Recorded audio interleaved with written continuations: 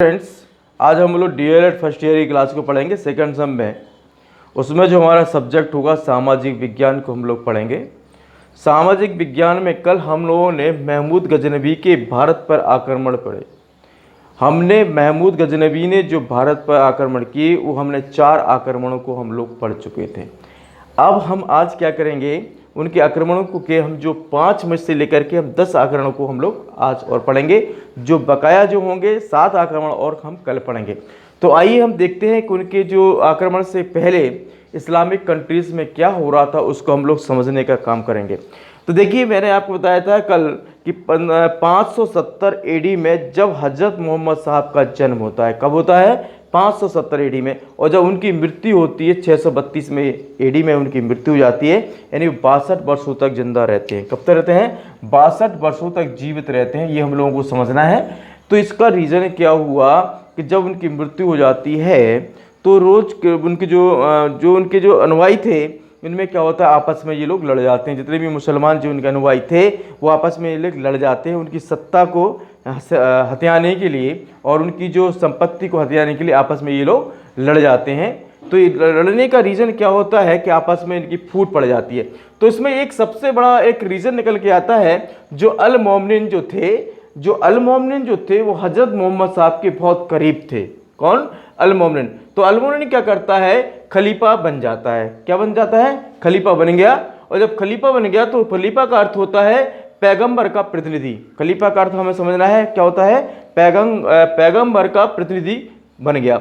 तो उसने क्या किया कि जितने भी छोटे मोटे कबीले थे उनको इकट्ठा करके एक साम्राज्य की स्थापना करने का काम करता है। और वो साम्राज्य की स्थापना करता है, वो जो संगठन बनाता है उस संगठन का नाम था उमैयद। यह हमको ध्यान रखना है। उस संगठन का नाम क्या था? उमैयद। उस समय अगर हम देखें जब हजरत मोहम्मद साहब की जब मृत्यु हुई 632 में, तो बैजेंटाइन और ससानी ये बहुत बड़े 2 साम्राज्य थे।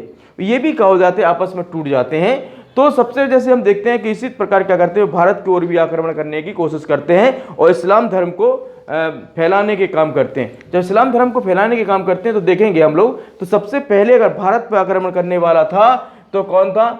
मोहम्मद बिन कासिम। जी भारत पर सबसे पहले इसने आक्रमण किया और ये अरब ही था। कौन था? ये अरब था। अरब से आया था और इसने सबसे पहले भारत में आक्रमण किया। फिर उसके बाद किया सबकुद्दीन ने किया, फिर किया गजनी ने और फिर किया गौरी ने। इस पर आक्रमण करते हैं। और उसके बाद क्या होता है कि जो गजनी के साथ जो आते हैं जितने भी गुलाम थे वो कुतुबुद्दीन ऐबक जो भी ये भी क्या है गुलाम था। और 1206 से लेकर के 1210 तक ये क्या करता है? कुतुबुद्दीन ऐबक एक गुलाम वंश की स्थापना करता है। तो आइए हम देखते हैं 5वां आक्रमण। देखिए 5वां आक्रमण महमूद गजनवी का जो था वो था 1007 एडी में पंजाब के ओहिंद पर महमूद गजनवी ने जयपाल के पुत्र सुखपाल को नियुक्त किया था। ये ध्यान रखना हम लोगों को क्या करना है, जयपाल का जो पौत्र था सुखपाल क्या कर रहा था? ओहिंद पर आकर राज्य कर रहा था। तो 1007 एडी में सुखपाल ने इस्लाम धर्म को स्वीकार कर लिया। क्या किया इसने? क्वेश्चन आता है कि इस्लाम धर्म को स्वीकार करने वाला कौन था? सुखपाल ने इस्लाम धर्म को स्वीकार कर लिया और उसे नौसहाय कहने लगा। क्या कहने लगे? नौसहाय उसका नाम हो गया, बदल गया। फिर कहा जाने लगा और 1007 में सुखपाल ने अपनी स्वतंत्रता की घोषणा कर ली। क्या कर ली उसने? अपनी स्वतंत्रता की जब घोषणा कर लेता है तो ओहिंद पर आक्रमण कर दिया गया और उस सुखपाल को बंदी बना लिया गया। देखिए रीजन इसका ये निकल के आता है कि देखिए सुखपाल का जो सुखपाल था वो जयपाल का पौत्र था। तो उसने जो महमूद गजनवी थे उन्होंने क्या किया था, उसको पंजाब में ओहिंद पर नियुक्त कर दिया था। तो उसने क्या किया कि सुखपाल ने अपनी स्वतंत्रता की घोषणा कर दी। जब घोषणा उसने से कर दी तो इसका रीज़न ये हुआ कि महमूद गजनवी ने उस पर आक्रमण कर लिया और उसको बंदी बना लिया। अब देखते हैं 6वां आक्रमण। 6वां आक्रमण जो होता है वो 1 साल बाद फिर 1008 में करता है। महमूद गजनवी ने 1008 एडी में अपने इस अभियान के अंतर्गत पहले आनंदपाल को पराजित किया। आनंदपाल कौन थे? जयपाल के पुत्र थे। ये हम लोग समझना है, ये क्या थे? जयपाल के पुत्र थे और ये हिंदू शाही राजा थे।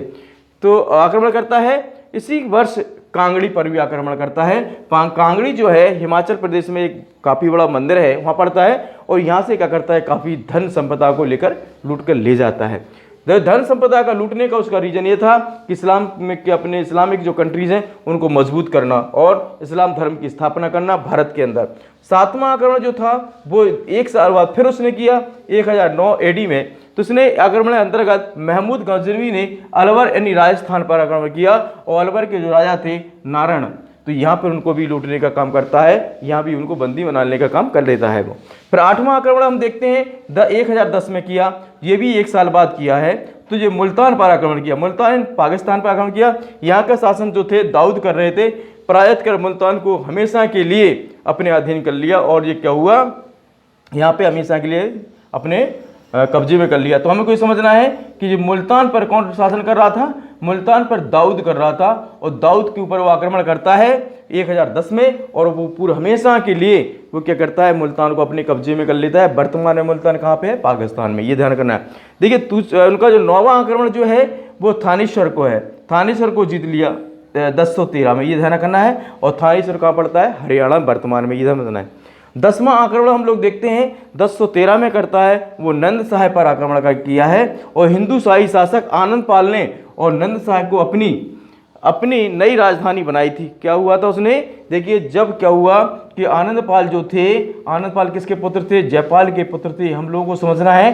तो ये जयपाल ने क्या हुआ था कि नंद साहिब को अपनी नई राजधानी बनाई थी, हम लोगों को समझना है। किसको बनाई थी, जयपाल ने क्या किया था, नंद साहिब को अपनी नई राजधानी बनाई थी और नई राजधानी बनाने के बाद यहाँ नंद साहिब पर अपनी राजधानी बनाई और यहाँ पे जो शासन कर रहे थे त्रिलोचन यहाँ पर शासन कर रहे थे। क्या कर रहे थे, त्रिलोचन यहाँ पे शासन कर रहे थे।